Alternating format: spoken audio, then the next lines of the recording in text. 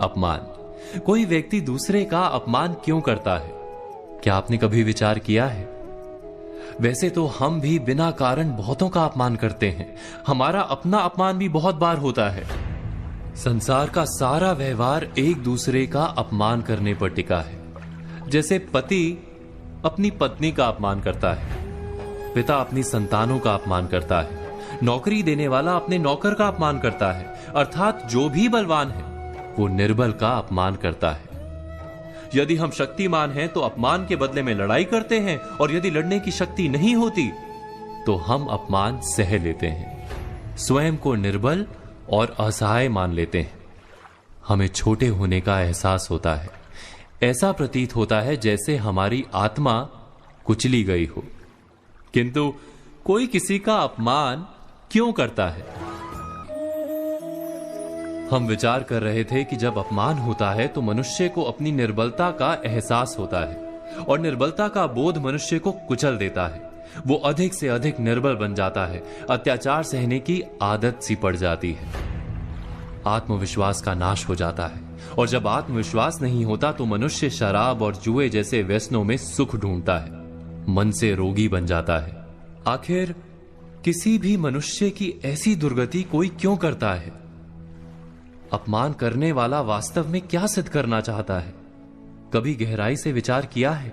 वास्तव में हम किसी का अपमान करते हैं उसकी निर्बलता सिद्ध करने के लिए, यह बताने के लिए कि हम अधिक शक्तिमान हैं। अर्थात वास्तव में अपमान करने वाला स्वयं अपने आप को शक्तिमान या बलवान सिद्ध करने का प्रयास कर रहा है। अपमान करने वाला हकीकत में अपनी शक्ति से आश्वस्त नहीं है, उसे अपनी शक्ति पर भरोसा नहीं है। दूसरों को चुनौती देकर वो अपनी शक्ति पर विश्वास प्राप्त करने की कोशिश करता है।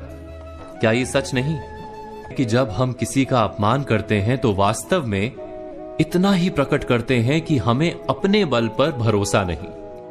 हमें ये संसार एक अविरत संघर्ष प्रतीत होता है, कभी ना रुकने वाली एक जंग सी दिखाई देती है। हम अपने निकट आने वाले सभी को प्रतिद्वंदी मानते हैं, फिर वो पति या पत्नी ही क्यों ना हो। हमें निरंतर लगता है कि हमें अपनी शक्ति सिद्ध करनी होगी, अन्यथा हमारा शोषण होगा, हम किसी के गुलाम बन जाएंगे।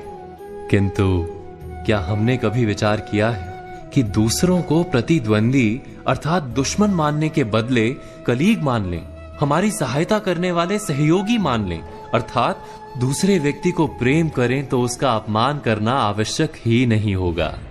किंतु प्रेम करने के लिए आत्मविश्वास आवश्यक है। जिसे अपनी शक्ति पर विश्वास नहीं, वो प्रेम कर ही नहीं सकता। अर्थात जिसका हृदय आत्मविश्वास से भरा होता है, ना वो अपमान करता है, ना अपमान को स्वीकार करता है। क्या ये सत्य नहीं? इस तथ्य पर विचार अवश्य कीजिएगा।